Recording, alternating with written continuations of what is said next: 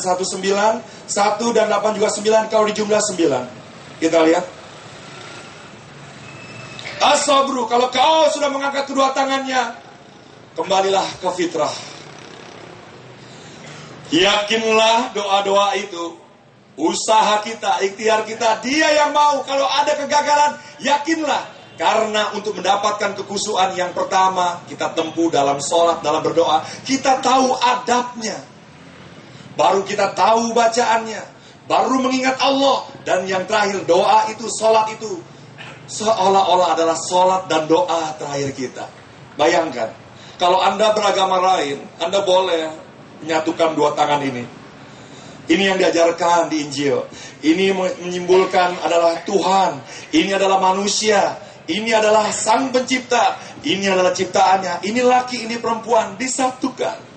Kalau Anda beragama lain boleh seperti itu. Tapi semuanya tadi aku lihat, walaupun tidak semuanya, karena mungkin aku bukan seorang ulama, ustadz, aku artis yang menjadi onggokan sampah di infotainment. Padahal semuanya itu adalah bagaimana kendaraan aku untuk mengajak sahabat-sahabatku di halaman depan rumahku agar lebih mudah mencari aku. Lihat, 9 mengingatkan kita lahir di dunia ini 9 bulan atau 36 hari. 36 urutan dalam surah Yasin itu dalam Al-Quran. Kita adalah susunan dari 9 tata surya selain matahari. Kita adalah urutan ketiga. Semuanya adalah tanda-tanda. Ayat itu adalah tanda-tanda, itu adalah sen. Sen itu adalah rambu. Siapa yang berjalan menuju tujuan, kalau dia tidak membaca rambu, maka dia akan tersesat. Apakah engkau sudah lelah berdoa bahwa Allah itu tidak ada? Lihatlah. Kalau orang Cina menganggap angka 9 ini adalah hoki, begitu dia main kartu, dibuka angka 9, dia pasti optimis. Kalau Anda melihat angka 9, melihat tangkat ini, tidak perlu ada tasbih di tangan kita. Tapi kita harus yakin.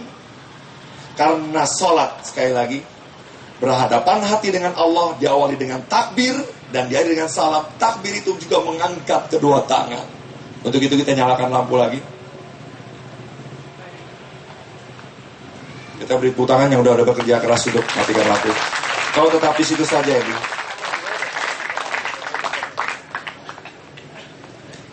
Baik, untuk kembali ke fitrah, kita akan berdoa sekali lagi. Bagi yang derajatnya di atas Rasulullah, tidak perlu mengangkat tangan. Bagi yang kemuliaannya lebih setingkat atau sederajat dengan Rasulullah, tidak perlu angkat tangan. Kecuali yang merasa rentan. Ingat Pak, Mbak, lihat tanganku. Apa kabar? Apa kabar? Dengan tangan ini diawali semua perubahan. Sampah kau pungut dengan tangan. Oke, sebelum kita menyalahkan nasional, mari kita bicara tentang hal-hal kecil dalam diri kita. Kita sudah kehilangan arah. Kita merasa pemerintah yang sanggup merubah, padahal tangan kita. Yuk, kita mengangkat kedua tangan kita. Biar di sebelah kita ulama. Dia berjubah, berkopiah, janggutnya panjang. Dia tidak mengangkat tangan, tapi kita sekarang sudah tahu ilmunya. Allah itu maha mengetahui. Kalau sudah tahu, jangan kau lakukan. Yuk, doanya cuma satu. Kita hanya ingin menjadi hamba Allah. Asyhadu an la ilaha illallah, asyhadu anna Muhammadar Rasulullah. Al-Fatihah.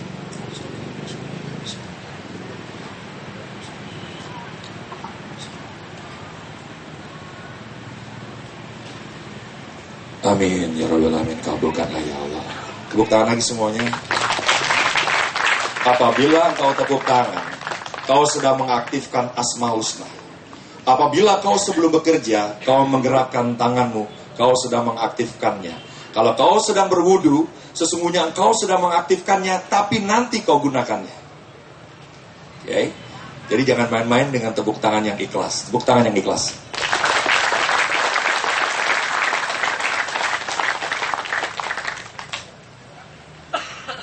Lanjut.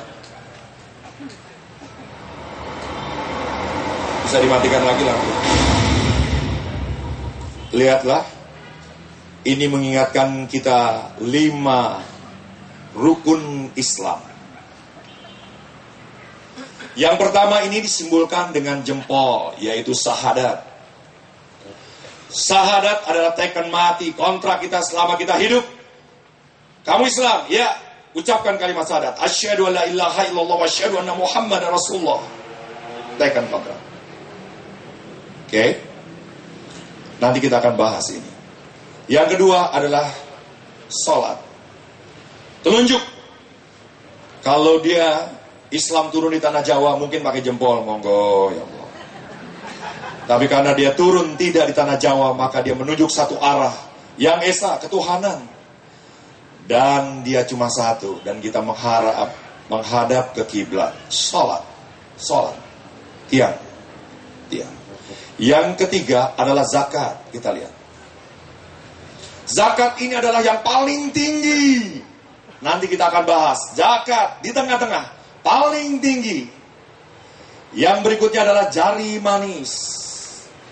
Perhatikan, jari manis adalah puasa. Sesuatu yang manis-manis di bulan puasa, setidaknya kita harus tahan dulu. Tapi kita semuanya sudah kalah. Ketika bulan puasa tiba, apa yang terjadi? Pengeluaran kita jauh lebih besar. Bahkan di Indonesia, gula pun jadi naik.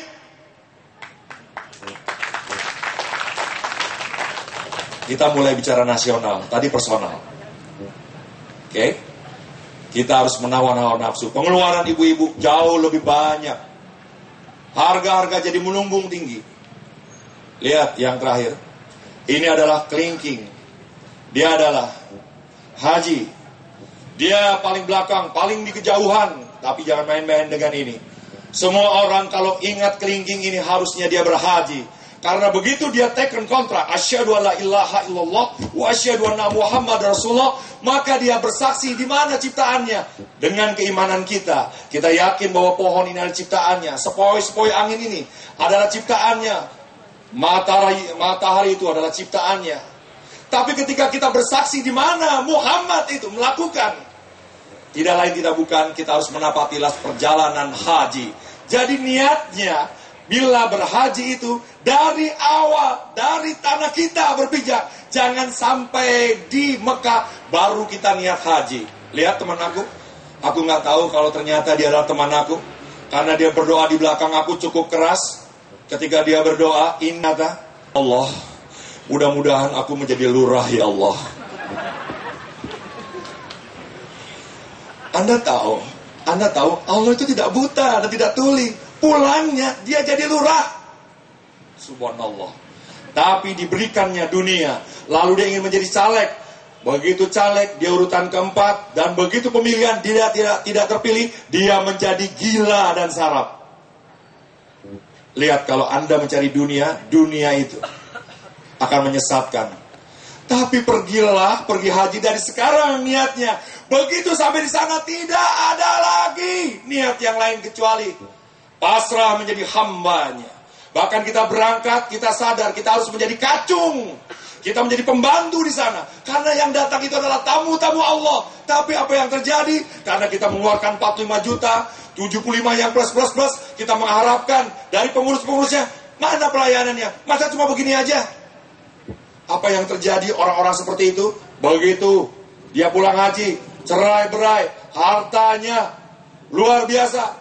Ia ambil begitu saja. Jangan mengatakan cobaan. Ini bukan aku yang mengukurnya.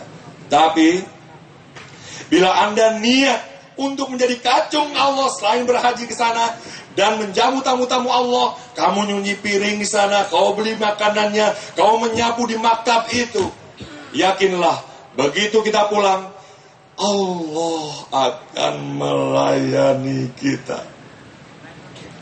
Kita kembali ke fitrah.